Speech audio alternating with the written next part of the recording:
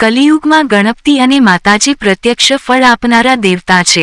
પૂજ્ય શ્રી પ્રફુલ્લભાઈ શુક્લ આજે બુધવારે ખેરગામ જગદંબા ધામમાં નિત્ય નિયમ પ્રમાણે શ્રી ગણેશ પૂજા કરતા વિશ્વ ખ્યાતનામ કથાકાર પૂજ્ય શ્રી પ્રફુલ્લભાઈ શુક્લે કહ્યું હતું કે કલિયુગમાં ગણપતિ અને માતાજી પ્રત્યક્ષ ફળ આપનારા દેવતા છે. સનાતન ધર્મની પંચદેવ પૂજામાં ગણપતિ અને માતાજી પ્રથમ સ્થાને છે. એની ઉપાસના કરવાથી યશ, કીર્તિ અને સિદ્ધિ પ્રાપ્ત થાય છે. જીવનના અટકેલા કામો પૂરા થાય છે. આદિ, વ્યાધિ અને ઉપાધિ દૂર થાય છે. 15મી જુલાઈથી માતાજીના અષાઢી ગુપ્ત નવરાત્રિ શરૂ થાય છે. આ 9 દિવસોમાં જપ, તપ, હવન, ઉપાસના અને દેવી ભાગવત કથાનું મહાત્મ્ય છે. છેલ્લા 52 વર્ષથી હું અનુભવું છું કે માં ભગવતીની કૃપાથી રૂપ, વિજય, યશ મળે છે અને જીવન પથમાં કંટક બનેલા શત્રુઓનો આપોઆપ નાશ થાય છે. વિવાદમાં, પ્રમાદ અને પ્રવાસમાં માં ભવાની રક્ષા કરે છે. પૂજ્ય બાપુનું કહેવું છે કે બસ શ્રદ્ધાથી એટલું જ કહેવાનું કે હે મા ત્વમેવ સર્વમ, અન્યથા શરણમ નાસ્તિ. જય ભવાની, જય ગણેશ.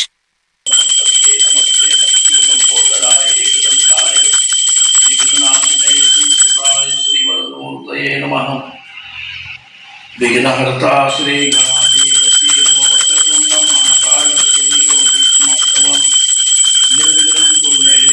સર્વકાર્યેષુ સર્વદા. ઓમ ગણપતે નમઃ. વિઘ્નહર્તા શ્રી ગણાધિપતિએ નમઃ. આજે બુધવારના દિવસે વિઘ્નહર્તા ગણપતિ દાદાની નિત્ય નિયમ પ્રમાણે આરાધના ઉપાસના કરી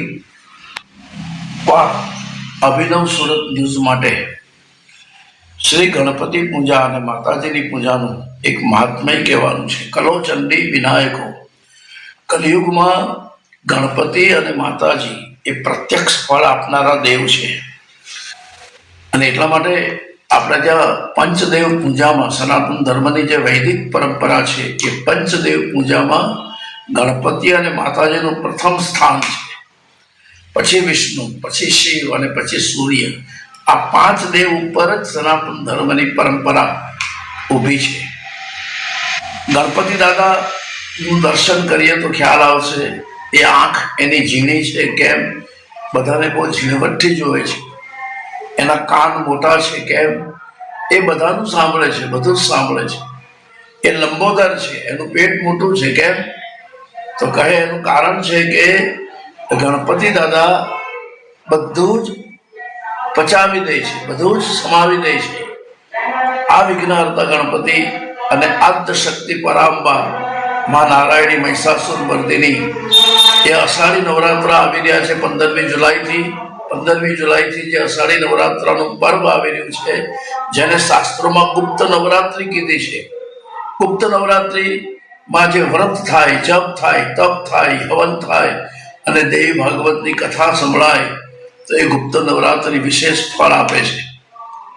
છેલ્લા 52 વર્ષથી હું અનુભવું છું.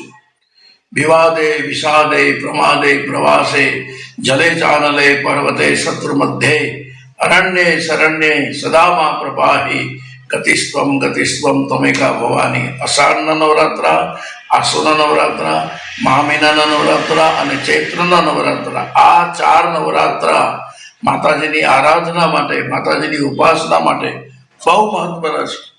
અને એટલા માટે માની દયાથી આ 4 નવરાત્રા થઈ રહ્યા છે, અનુષ્ઠાન થઈ રહ્યું છે. પણ એ બધામાં ગુપ્ત નવરાત્રિનો એટલો મહિમા છે, એનાથી રૂપ મળે, વિજય મળે, યશ મળે અને જે શત્રુઓ ઊભા થાય એ આપોઆપ નાશ થઈ જાય. મા ભગવતીનો એટલો પ્રભાવ અને પુણ્ય પ્રતાપ છે.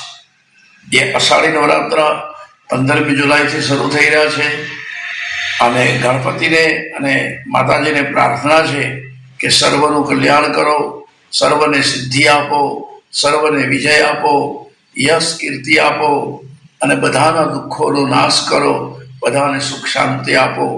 એવી ગણપતિ દાદા અને મા ભગવતીના ચરણોમાં પ્રાર્થના છે. ગણનાયક વરદાયક દેવા, આજ લગી કે નહીં તુમ સેવા.